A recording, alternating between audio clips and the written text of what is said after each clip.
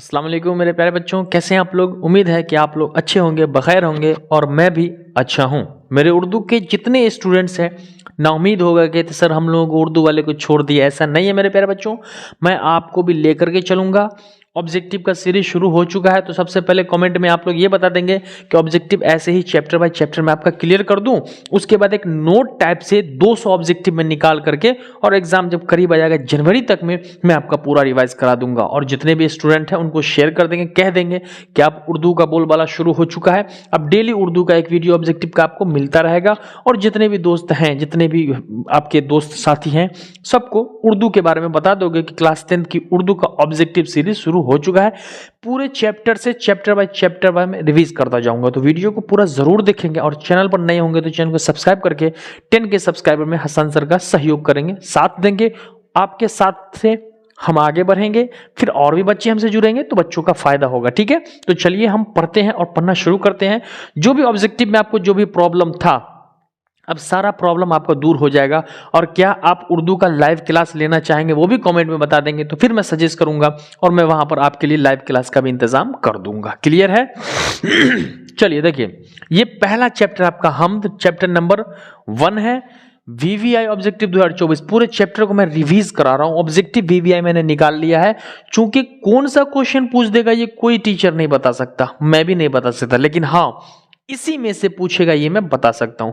तो वीडियो को पूरा अंत तक देखेंगे, 10 मिनट आपको देना है। और मैं गारंटी देता हूं, यहां से शुरू करके अगर आप पूरा वीडियो देख लेते हैं तो मैं गारंटी देता हूं कि आपका उर्दू में 95 प्लस अब आ जाएगा। अब आज से मैं कहता हूं कि 95 प्लस आपका उर्दू में ऑब्जेक्टिव में, मतलब ऑब्जेक्टिव के सहारे आपका आ जाएगा, क्योंकि मैं सारी चीजें बताने वाला हूं। तो अगर आपको 95 प्लस चाहिए तो आप इस सीरीज में लग जाएंगे। ठीक है, चलिए हम शुरू करते हैं।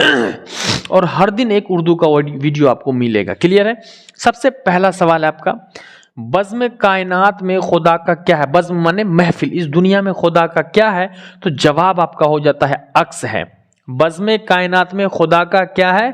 तो अक्स है। कॉन्सेप्ट क्लियर है फटाफट से? और आप लोगों को पता होगा तो कमेंट में भी आप लोग जो है ना वो बताते जाएंगे। ठीक है, क्वेश्चन नंबर 2 कह रहा है आपका, हमद में ज़वाउल जलाल किसके लिए आया है। हमद में ज़वाउल जलाल किसके लिए आया है? तो जवाब आपका कह रहा है खुदा के लिए आया है। किसके लिए? ज़वाउल जलाल आया। ठीक है। क्वेश्चन नंबर 3 कह रहा है, हमद के लग़वी माने क्या है। यानी हमद जो चैप्टर का नाम है, तो उस हमद के लग़वी यानी लुगत के से माने इसका क्या है। तो हमद के लग़वी माने है खुदा की तारीफ। जहां हम खुदाए रब्बुल इज़्ज़त की तारीफ बयान करते हैं, उनकी तारीफ में हम जो लिखते हैं, जो पढ़ते हैं, जो कहते हैं, उनको हम हमद कहते हैं। तो हमद में हमद के लग़वी माने क्या है? तो खुदा की तारीफ हो जाएगी। क्वेश्चन नंबर 4 कह रहा है आपका, शबनम कमाली किस जिला में पैदा हुए थे। शबनम कमाली की पैदाइश जो है वो किस जिला में हुई थी? तो जवाब हो जाएगा सीतामढ़ी में। कहां हुई थी? सीतामढ़ी एक जिला है, बिहार का ही हिस्सा है, वहीं उनकी पैदाइश हुई थी। क्वेश्चन नंबर 5 कह रहा है आपका, बाब फैज से दोनों जहां को क्या मिलता है। बाब फैज से दोनों जहां को क्या मिलता है? तो जवाब हो जाएगा रिज्क मिलता है। बाब फैज से, फैज का मतलब फायदा होता है, दोनों जहां को क्या मिलता है? रिज्क मिलता है। क्या मिलता है? रिज्क। क्लियर है? क्वेश्चन नंबर 6 को हम देखते हैं, आपके निसाब यानी किताब, निसाब यानी किताब, आपके निसाब में शामिल हमद के शायर कौन है। यानी आपकी किताब में हमद चैप्टर जो इसके शायर कौन है, तो इसके शायर होंगे, तो जवाब हो गया शबनम कमाली। कौन है आपके शायर? हमद के शायर कौन है? तो शबनम कमाली जो हो गए वो हमद के शायर हो गए। क्वेश्चन नंबर 7 कह रहा है आपका, शबनम कमाली की पैदाइश सीतामढ़ी के किस गांव में हुई थी। यानी शबनम कमाली सीतामढ़ी जिला में पैदा हुए, लेकिन उस जिले के किस गांव में उनकी पैदाइश हुई थी? तो जवाब आपका हो जाएगा पोखरेरा जिला में। कहां हुआ था? पोखरेरा जिला में जो था वो शबनम कमाली की पैदाइश हुई थी। देखिए, शबनम कमाली एक बहुत बड़ी हस्ती थे तालीम के मामले में, इल्म के मामले में। इनके पास इल्म का ज़ख़ीरा बहुत ज़्यादा था और बहुत ही मतलब मकबूल शायर बन गया ये, क्योंकि कहा जाता है कि नात हमद एक ऐसी चीज़ है ना जो हर शायर अपनी ज़िंदगी में शुरुआत इसी से करता है। ठीक है, अगला क्वेश्चन कह रहा है, क्वेश्चन नंबर 8 कह रहा है आपका कि शबनम कमाली को शायरी के किस सिन्फ में शोहरत हासिल। यानी शबनम कमाली ने जो शायरी शुरू की तो फिर उनको शायरी के किस सिन्फ में, किस फील्ड में जो थी वो ज़्यादा शोहरत हासिल हो गई।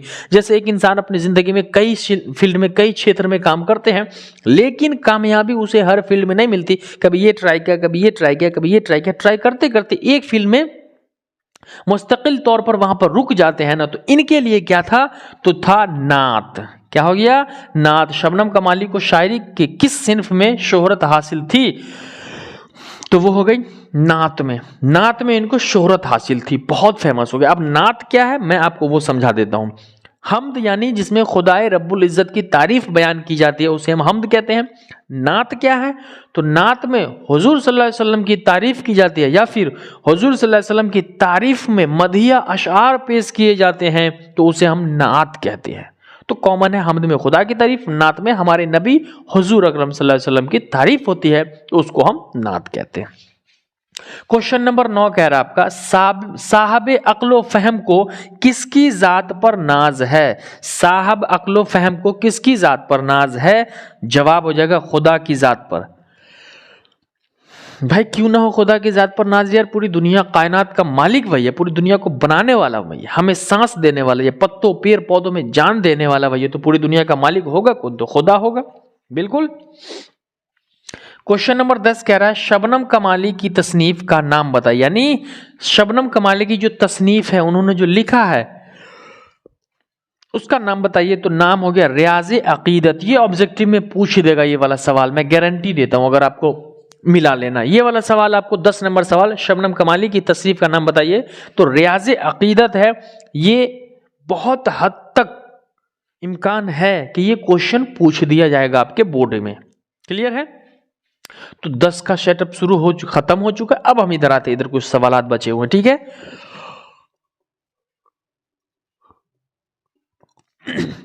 अगर यहां तक जितने बच्चे हैं नए हैं या पुराने ही बच्चे हैं जो चैप्टर पढ़ चुके हैं, तो कमेंट में बता देंगे कि सर हम पुराने बच्चे हैं या हम नए बच्चे हैं, हमारी तैयारी कितनी हो चुकी है, हमारी तैयारी कितनी नहीं हुई है।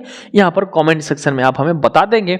इससे हमें पूरा का पूरा जायजा लेना है, क्योंकि अभी उर्दू शुरू ही हुआ है, तो यहां से हमें जायजा लेना। तो नए बच्चे, कितने बच्चे यहां तक आ चुके हैं, फुल वीडियो वॉच कर रहे हैं कि नहीं कर रहे, कमेंट सेक्शन में हमें जरूर बताएंगे, ठीक है। क्वेश्चन नंबर 11 कह रहा है, शबनम कमाली ने अपनी जिंदगी का बेशतर हिस्सा किन कामों में गुजारा। देखिए शबनम कमाली ने अपनी जिंदगी का बेशतर यानी ज्यादातर, बेशतर का मतलब हो जाता है ज्यादातर हिस्सा किन कामों में, अपनी जिंदगी का ज्यादातर हिस्सा किन कामों में लगाया, तो जवाब हो गया वाजो तबलीग का। वाजो तबलीग में इन्होंने अपनी जिंदगी का ज्यादातर हिस्सा वक्फ कर दिया, दे दिया, क्लियर है। क्वेश्चन नंबर 12 कह रहा है, शबनम कमाली के नातिया शायरी के कितने मजमुए शाया हो चुके हैं। अब देखिए एक चीज याद रखिएगा, दो चीज इनके मतलब नातिया मजमुए, शबनम कमाली के नातिया शायरी के मजमुए यानी नात के किताब जो इन्होंने लिखे, नातिया शायरी की किताब, मजमुआ का मतलब होता है किताब, तो वो कितने साया हो चुके हैं। साया का मतलब हो जाता है छप चुका है, मार्केट में आ चुका है, तो जवाब हो जाएगा 5। शबनम कमाली के नातिया शायरी के जो मजमूए हैं वो 5 किताब जो है वो मार्केट में साया हो चुका है, यानी छप के मंजर आम पर आ चुके हैं, उसी को हम कहते हैं, ठीक है। क्वेश्चन नंबर 13 हो गया, शायर को जुल्मत दहर में किस चीज की तलाश है। एक चीज समझो,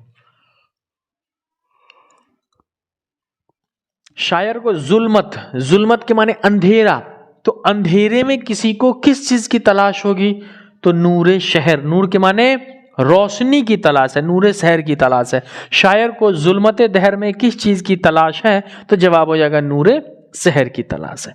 क्वेश्चन नंबर 14, ये भी बहुत इंपॉर्टेंट सवाल है इसका, शबनम कमाली की पैदाइश कब हुई। चलिए यहां पर कमेंट सेक्शन में आप लोग बताइए, तो कमेंट में बताइए तो कब हुई इनकी पैदाइश। चलिए थोड़ा सा मैं वेट लेता हूं, देखते हैं कितने बच्चों को याद है, याद तो सबको होगा, रिमाइंड कर रहा हूं मैं। शबनम कमाली की पैदाइश कब हुई, तो 1938 में हुई। कब हुई, शबनम कमाली की पैदाइश 1938 में पोखरैरा जिला में हुआ था, सीतामढ़ी के गांव में पोखरैरा जिला में, क्लियर है। क्वेश्चन नंबर 15 कह रहा है शेर में कितने मिसरे होते हैं। भाई एक शेर में कितने मिसरे होते हैं, तो जवाब हो गया 2 मिसरे होते हैं। हर शेर जो होता है वो 2 मिसरे से मिलकर के एक शेर मुकम्मल होता है। याद रखना, एक शेर में कितने मिसरे होते हैं, 2 मिसरे होते हैं। एक शेर में 2 मिसरे, 2 मिसरों से मुकम्मल होकर के एक शेर बनता है। क्वेश्चन नंबर 16 कह रहा है शबनम कमाली का असल नाम क्या था। इनका नाम तो ऐसे शबनम कमाली कह रहे हैं, लेकिन इनका असल नाम क्या था, मुस्तफा रजा। क्या नाम था, शबनम कमाली का असल नाम जो था वो मुस्तफा रजा नाम था। क्या नाम था, शबनम कमाली का असल नाम जो था वो मुस्तफा रजा था। ये याद रखना आपको।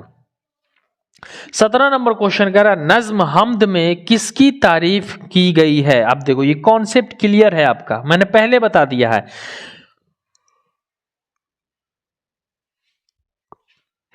17 नंबर क्या कर रहा है कि नज्म हमद में किसकी तारीफ। अभी थोड़ा देर पहले मैंने वीडियो में बताया कि हमद में खुदा की तारीफ, नात में हुजूर सल्लल्लाहु अलैहि वसल्लम की तारीफ। तो नज्म हमद में किसकी तारीफ की गई है, तो खुदा की तारीफ बयान की गई है। हमद में खुदाए रब्बुल इज्जत की तारीफ बयान की जाती है, उनके लिए जो भी कहा जाए, है ना। शबनम कमाली ने कहा कि कोई हजारों बरस तेरी हमदो सना करे, मुमकिन नहीं कि तेरा हक अदा करे। अल्लाह की तारीफ जितनी भी कर लो, जितना भी शुक्र अदा कर लो, हम हक अदा नहीं कर सकते। 18 नंबर लास्ट क्वेश्चन जो बड़ा इंपॉर्टेंट क्वेश्चन है, लगभग गेस में ये गलत दिया होगा, लगभग जगहों पर इसका दिया ही नहीं होगा। शबनम कमाली के बारे में लगभग जगहों पर, शबनम कमाली के बारे में लगभग जगहों पर नहीं दिया होगा। शबनम कमाली की वफात कब हुई, ये क्वेश्चन, शबनम कमाली की वफात कब हुई, ये लगभग जगहों पर नहीं दिया हुआ है। ठीक है, पैदाइश इनकी कब हुई थी, 38, 40, 60। तो इनकी वफात कब हुई, तो ये 2007 में, याद रखिएगा। शबनम कमाली की वफात जो हुई है वो 2007 में हुई है। और ये 100% मैं गारंटी के साथ कहता हूं कि ये जो मैं बता रहा हूं ये 100% श्योर है, क्योंकि बहुत सारे किताबों में, किताब की बात नहीं कर रहा, किताब में तो दिया ही नहीं हुआ है, ठीक है। और बहुत सारे गेस में गलत दिया हुआ है। क्या गलत है, कहीं पर कह रहा है 2005 है, क्योंकि किसी को पता ही नहीं है, या फिर कहीं पर 6 है। और ये गेस कोई बड़े आलिम नहीं प्रिंट करते हैं, कोई प्रिंटर मशीन वाला होता है, नॉर्मल टीचर होता है, वो छाप देता है। गहरे मुताला करके जो पता करेगा उनको पता होगा। तो आपको बोर्ड एग्जाम में पूछे तो आपको 2007 ही टिक करना है। शबनम कमाली की वफात कब हुई, तो 2007 हुई, इसको 100% टिक कर लेना, ये पूछ देता है। बाकी 5 गलत होगा, 6 गलत होगा। अगर ये दोनों कहीं पूछता है, अगर 5-6 ऑप्शन में दिया हो, किताब में, गेस में, मॉडल में कहीं भी दिया हो, तो ये गलत जवाब है, इसको आप कतई एक्सेप्ट नहीं करोगे। तो ये आपका हो गया पहला चैप्टर था। जैसे हमद से शुरू किया, इसलिए मैंने भी हमद से शुरू किया। मैं भी देखता हूं कि ये वीडियो कितने बच्चों तक पहुंचता है और कितने बच्चों को शौक है कि अब भी मेरी उर्दू की तैयारी हो जाएगी। ये तो मैंने एक चैप्टर दिया, मैं एक वीडियो में 2-2 चैप्टर दूंगा, तो 2 चैप्टर कंप्लीट होगा तो दिसंबर में 15 दिन में आपका पूरा चैप्टर कंप्लीट हो जाएगा। उसके बाद फिर 2 नंबर का और 5 नंबर का मैं क्लियर करवा दूंगा। तो फटाक से आपको अगर स्क्रीनशॉट लेना है तो आप प्यारे बच्चों पूरा स्क्रीनशॉट ले लेंगे, ले लिया होगा मुझे उम्मीद है। और वीडियो को ज्यादा से ज्यादा शेयर कर देंगे, जितने बच्चे हैं सारे बच्चों तक आप शेयर करेंगे और कह देंगे 2024 के लिए ये वीवी आए हैं, ये पूछेगा इस चैप्टर से। तो हमें उम्मीद है कि वीडियो अच्छा लगा, मेरा पढ़ाना कैसा लगा, अच्छा लगा तो वीडियो को लाइक कर लेंगे। चैनल पर अगर नहीं है तो चैनल को सब्सक्राइब करके बेल आइकन को हिट कर लेंगे, ताकि आने वाले वीडियो का नोटिफिकेशन मिलेगा। और क्या मैं आपको ऑब्जेक्टिव इसी तरीके से पढ़ाऊं या फिर दूसरे तरीके से कॉपी का प्रिंट करके जो लैपटॉप पे पढ़ाते हैं वैसे पढ़ाऊं, कॉमेंट सेक्शन में बता देंगे। ऐसे पढ़ना आपको ज्यादा बेटर लगता है या क्या, ठीक है। तो चलिए दीजिए अपने हस्सान सर को इजाजत, मिलते हैं अगले क्लास में इसी हंसी खुशी और मस्ती के साथ। जब तक के लिए खुदा हाफिज।